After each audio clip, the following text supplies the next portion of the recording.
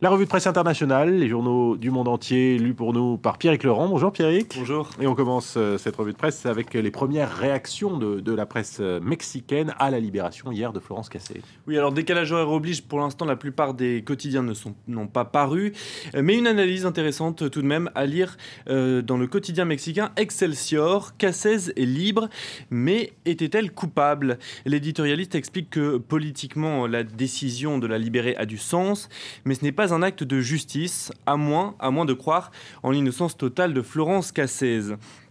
La vraie justice pour le journal aurait été d'écarter les preuves non valides et de recommencer le procès. Mais qui souhaite vraiment réengager un bras de fer diplomatique avec la France? On le voit en tout cas dans l'esprit de certains Mexicains, eh bien le doute persiste. Et ce d'autant plus, Pierrick, que certaines réactions sont particulièrement virulentes. Oui, à lire sur le site Animal Politico, la réaction d'une victime présumée de l'enlèvement dont était accusée Florence Cassez. C'est une injustice, dit-il. Moi, j'ai vécu séquestrée pendant 60 jours. Elle a vécu luxueusement dans une prison. Pour moi, le Mexique est une porcherie. Certains politiques également affirment que cette décision ouvre la porte à l'impunité, que dans cette affaire, les victimes ne comptent pas, tout ce qui a prévalu, c'est le pouvoir et l'argent, disent donc certains politiques mexicains. Autre grand titre dans l'actualité, ce matin, toute la presse britannique fait sa une sur l'annonce faite hier par David Cameron, le Premier ministre britannique, qui souhaite donc organiser un référendum pour ou contre le maintien de son pays dans l'Union européenne. Et on va regarder deux unes avec d'abord le Guardian qui titre sur l'appel au dialogue lancé par Angela Merkel en réponse au discours de David Cameron. La plupart des dirigeants européens, on le sait, regrettent la décision du Premier ministre britannique, mais la chancelière allemande, elle, se dit ouverte à un compromis équitable. Grande photo également, une du journal The Independent avec ce titre, regardez, le coup de sac à main, handbagged. C'est en fait une expression qui était beaucoup utilisée pour décrire les salves de Margaret Thatcher qui n'hésitait pas à attaquer verbalement assez durement ses opposants politiques et qui se promenait toujours avec un sac à main.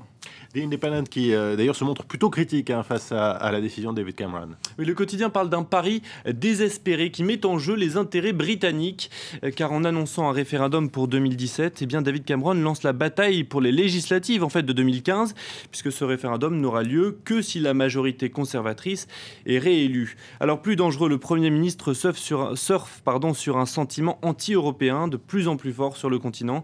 Il met aussi en doute pour la première fois la place de la Grande-Bretagne en Europe et selon le journal, eh bien, tout cela va à l'encontre des intérêts britanniques.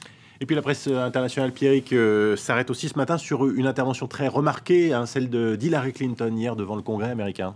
La secrétaire d'État américaine a dû justifier sa gestion de l'attaque contre le consulat de Benghazi en septembre. Et on a vu une Hillary Clinton particulièrement offensive. Regardez cette photo de Wall Street Journal. Hillary Clinton de profil, les poings serrés, très volontariste, presque agressive.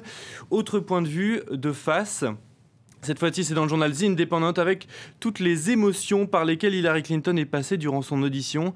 The Independent qui parle d'une femme émotive et en colère. Dans l'article, le journal explique que si les Républicains espéraient déstabiliser la secrétaire d'État qui s'apprête à quitter son poste, on sait, eh bien, ils en ont été pour leurs frais. Elle a certes reconnu des erreurs, mais elle nie fermement avoir tenté de cacher la vérité sur ce qui s'est passé à ses concitoyens. Et enfin, c'est la polémique du moment aux États-Unis. La chanteuse Beyoncé a-t-elle fait du playback lors de la cérémonie d'investiture de Barack Obama? Oui, depuis lundi et cette cérémonie, eh bien, la presse, les réseaux sociaux s'enflamment sur cette question. Alors, personne ne sait la vérité pour l'instant, à part, bien évidemment, Beyoncé elle-même.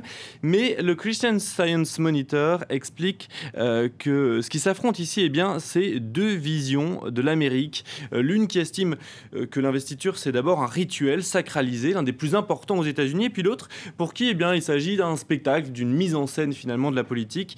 Mais ce que beaucoup oublient, explique le journal, c'est que la cérémonie elle-même était finalement aussi un playback puisque Barack Obama avait déjà prêté serment la veille et que légalement, eh bien, c'était cette première investiture en privé qui avait une valeur légale. Et voilà ce qui fait donc la une de la presse internationale. Merci Pierrick Laurent, vous étiez vous totalement en direct. Merci.